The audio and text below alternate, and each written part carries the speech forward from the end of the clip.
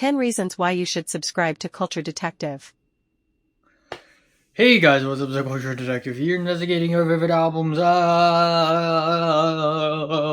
And today I'm going to be doing a mini albums review video where I do a bunch of mini album reviews very fast. I don't want to spend a long time to talk about these albums, so I'm gonna just go over them really fast. The first one being the new Dua Lipa album, Radical Optimism.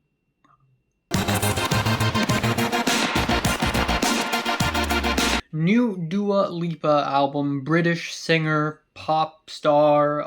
This is her first album since 4 years ago with Future Nostalgia, which is not too bad of an album. In that album, she sort of revamps old vintage disco pop music and ends up writing and releasing a lot of awesome bangers. But unfortunately, on Radical Optimism, it's just not the same. She continues to go into the dance pop territory, but instead of triggering nostalgia, we have more commercial, more modern kind of music. Lyrically, she writes and sings a lot about love and romance and all the things that come along with it, you know, being in love and the breakups and the toxicity and the moving on and etc, etc, etc. But musically on this album, it just felt way more basic and average and commercial and mainstream, and there's nothing all that great going on here. Creatively, stop closing your eyes. So, there are a couple of really good tracks here, like Houdini, which is a banger in my opinion, with very badass vocals. I like Dua Lipa's vocals. It has a little sass to it, you know, some vintage 80s synths, and the grooves hit really hard. Then we have the track Training Season, which is also pretty good with its explosive synths and catchy choruses. Then we have the track These Walls, which is not a Kendrick Lamar cover, but also instrumentally it is one of the goofiest and messiest on the entire album. French Exit is not a bop for the exit of France in the EU. No, it's not, but it's about a French romantic vacation, but it has this fake Europop sound that just sounds so absolutely corny. We have the track Illusion, which has the pumping beats and the vocals that sort of melt into each other, but it's just mixed very terribly. I feel like I'm being surrounded by a swarm of flies, which is literally me every time I go to that kitchen out there. And many other tracks on the album, like End of an Era, Watch It Doing, and Happy For You, are very basic dance pop tracks that just come off kind of boring and stale. And overall, it's just really stale and uninspired for an album. There are some highlights for sure, but overall, Dua Lipa can do better than this. 5 out of 10.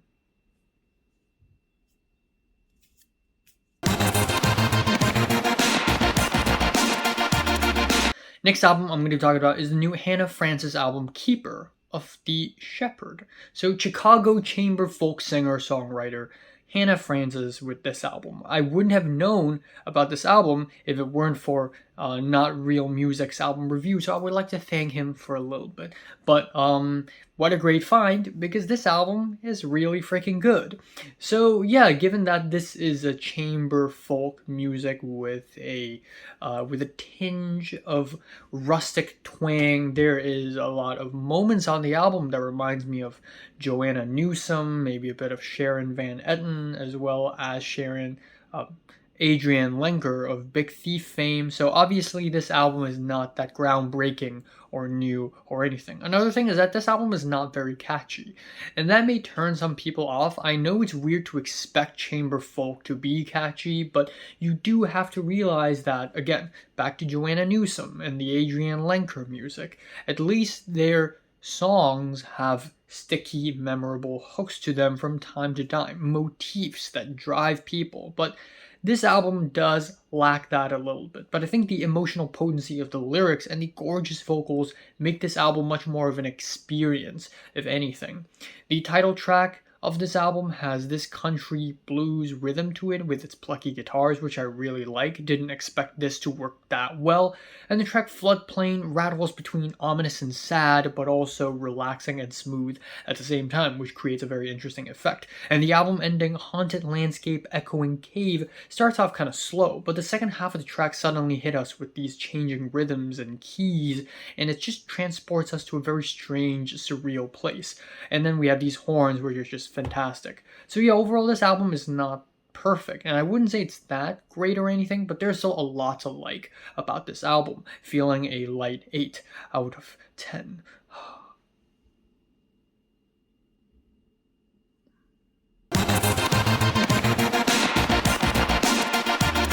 Next album I'm going to be talking about is the new Prurient album, Electronic Storms.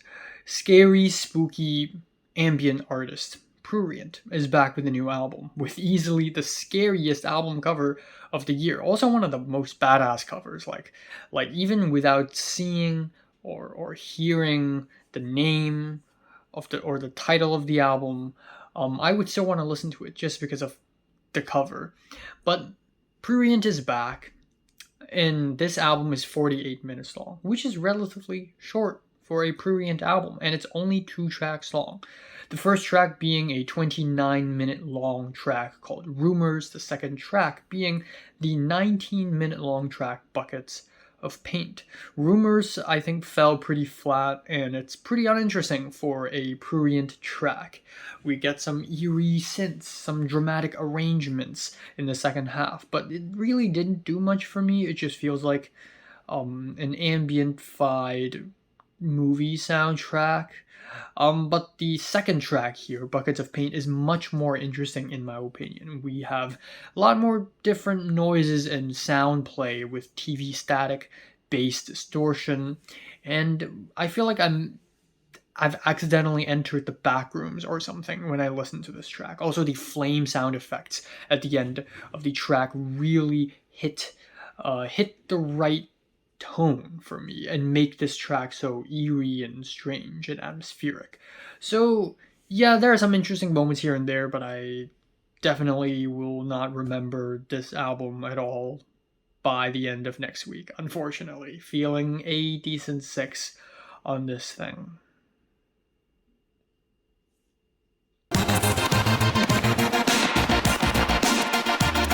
The fourth album I'm going to talk about is the new Nia Archives album, Silence is Loud.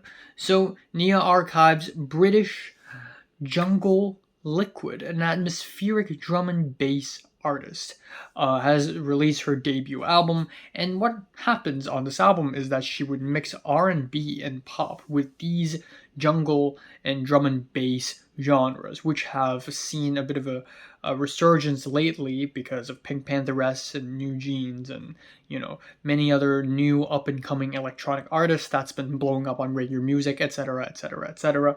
And at the same time, Nia Archives also imbue these genres with a modern 2020s vibe that many other artists don't. The title track, also the album opener, is fantastic. It's full of crushed vocal mixes, but then the instrumentals are really sweet and blissful and fun, and it is an enjoyable track. And the track Unfinished Business is a certified banger with big vocal refrains and this speedy breakbeat that persists throughout the entire track. In fact, the entire album. And Forbidden Feelings, with how relatively more skeletal this track is, the bad vocals really come out, which is my biggest complaint with the album, is that the vocals are just bad. She's not good at singing at all. And then after that we have Blind Devotion, where the vocals come off even worse. The vocals just don't work, especially in the high register. She just sounds like she's forcing something out of herself, and it just sounds really sloppy, unfortunately. We have tracks like Tell Me What It's Like, where we have some flirtatious tones with interesting chord progressions and bed squeaks, okay? But unfortunately, the last leg of the album feels like the album is stuck in a corner creatively with tracks like Family and Killjoy and So Tell Me. So yeah, overall, the vocals could be better. There could be more variety in the album, but I do really like the mixing of genres here. I'm feeling a strong 6 on this album.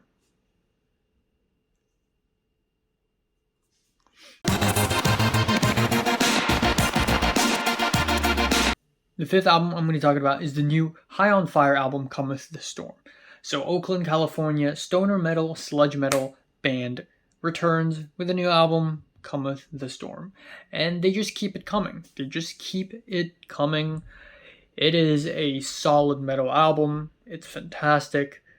And there really isn't much to say. It's just classic High on Fire. I mean, their last album wasn't so great, but their last album was fantastic. This is more similar, except there are some changes that I also really love. Like the vocals are so much more off the walls.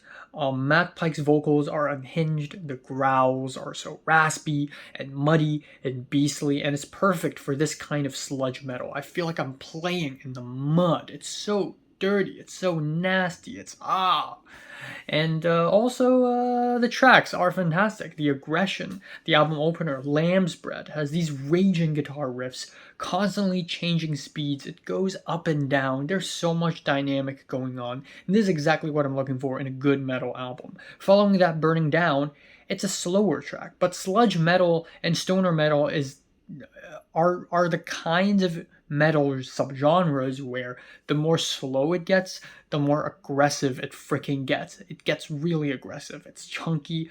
It's monstrous. It really, really is sludge metal in its sludgiest. And then occasionally we would have these Middle Eastern breaks, like the track Karanlık Yol, which I guess is the band's sudden turn to classic Turkish music. And it worked so freaking well. It's honestly amazing, especially with the hand drums and the ode and the kumbush, which I just Google searched what they are. They are traditional Turkish instruments. But yeah, overall, it's a very solid album. Some moments feel a little basic, especially the more low-key parts, but overall, it's pretty great. 8 out of 10.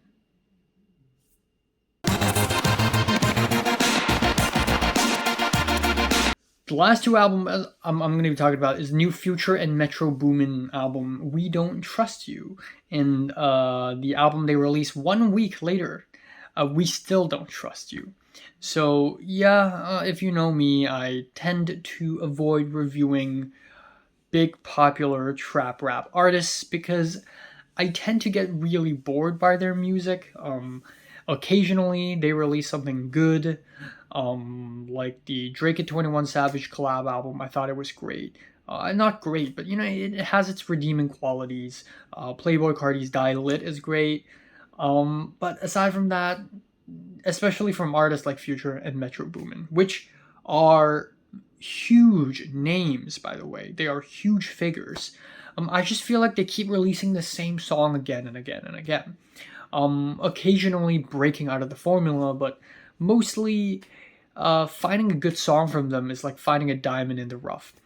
That said, though, I do have to admit their album We Don't Trust You has a few highlights, especially with the track Like That. Of course, because it's a diss track featuring Kendrick Lamar, and Kendrick Lamar's verse is single-handedly the best verse on both of these albums. I also really like the squeaky beat. It's like they saved the best beat for the best rapper in the game right now. It's just absolutely fantastic. It's like a victory lap kind of beat.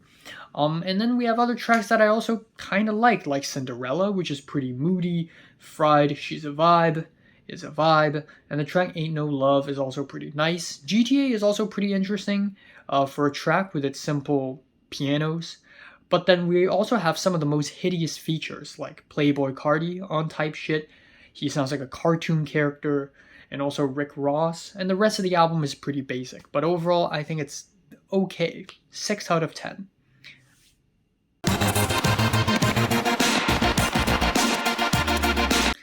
And of course, as if the first album isn't already enough, they have to release another one immediately after called We Still Don't Trust You. And it's 88 more minutes of Future and Metro Boomin, and it's 25 fucking songs. Oh my god. Why?